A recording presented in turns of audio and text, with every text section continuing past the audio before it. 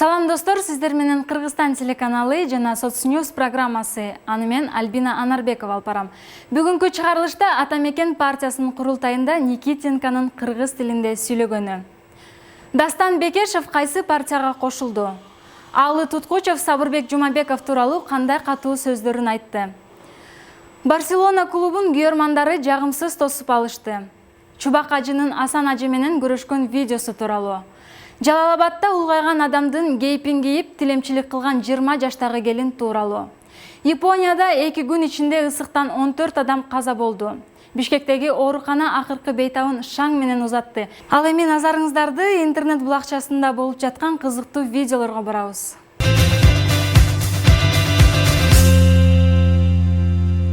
Атамекен партиясынын курултайында Никитенко Наталья мамлекеттик тилде такалбай так сүйлөдү. Бүгүнкү съездибиз ийгиликтүү өтсүн. Урматтуу партиялаштар, биз атамекенчилер абдан оор мезгилдерден өттүк. Бирок сынган жокпуз.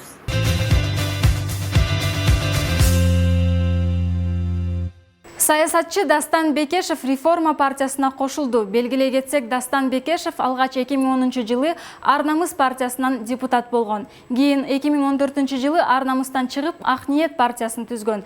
Бирок 2015-жылы партия лидерлигинен баш тартып КСДПКдан депутат болгон.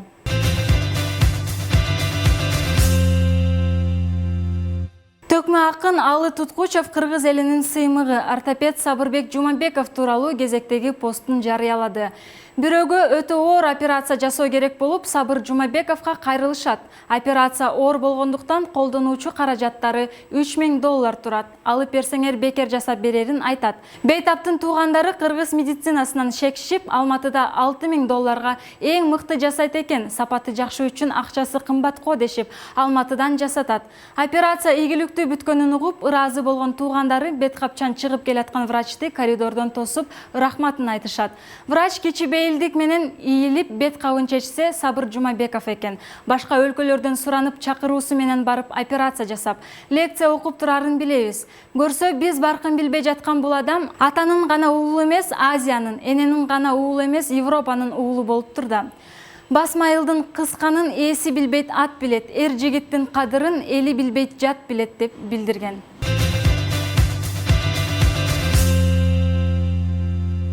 Чемпиондор лигасынын чейрек финалында германиялык Бавария клубуна ири эсепте 8-2 жеңилген каталондук Барселона клубун күйөрмандары жагымсыз тосуп алышты. Бул тууралуу видео социалдык тармактарга тарады. Күйөрмандар автобустан түшүп жаткан оюнчуларды шылдыңдап, уят деп кыйкырышкан. Алар жаш оюнчулар Ансу Фати жана Рики Пуикти гана колдоого алышкан. Бавария клубуна ири эсепте жеңилген Барселона клубунун бир нече белгилүү оюнчулары клубтан кетиши мүмкүн экендигин кабарлаган. Мындан тышкары клубтун башкы машыктыруучусу Кике Сетендин ордуна Нидерланды улуттук курамасынын машыктыруучусу Рональд Куман дайындалган.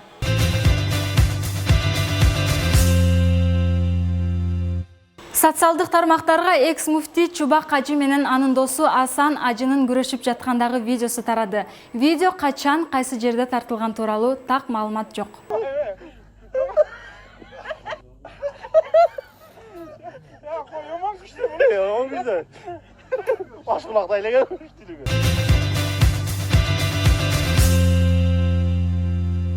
Улгайган адамдын кейпин кийип тилемчилик кылган 20 жаштагы кыз кармалды. Бул тууралуу облустук милициядан билдиришти.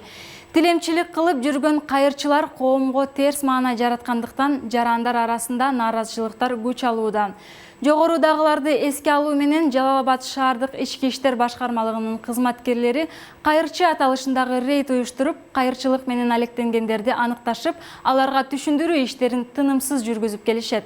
Шаардык милиция кызматкерлери тарабынан өткөн аптада жүргүзүлгөн рейдте тилемчилик кылган 16 жаран аныкталса, алардын ичинен 7-си өспүрүмдөр.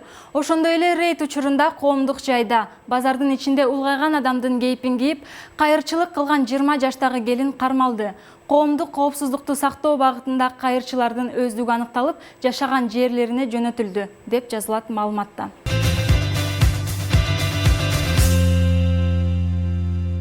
Япониянын борбору Токио шаарында 2 күндүн ичинде ысыктан 14 адам каза болду. Алардын 8-инин үйүндө кондиционер иштебей калган.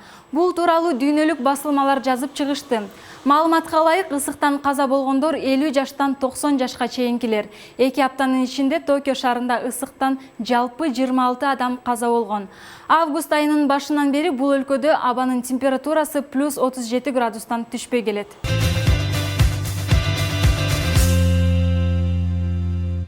Дарыгерлер бийлеп акыркы бейтапты жакшы маанай менен узатты. Кадрдан жеке коргонуу каражаттарын кийген дарыгерлер бийлеп акыркы бейтапка гүл берип, башына жоолук салып узатканын көрүүгө болот. Өз кезегинде айыгып чыккан карыя медиктерге таазим этип батасын берген.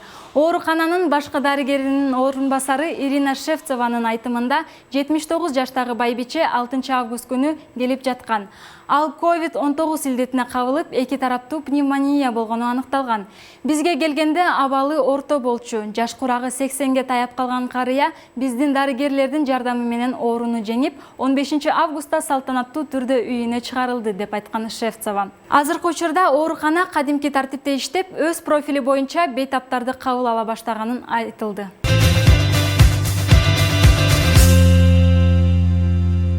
Ушуну менен Соцньюз программасы аяктады. Эфир аркылуу жолугушканча сак саламатта калыңыздар.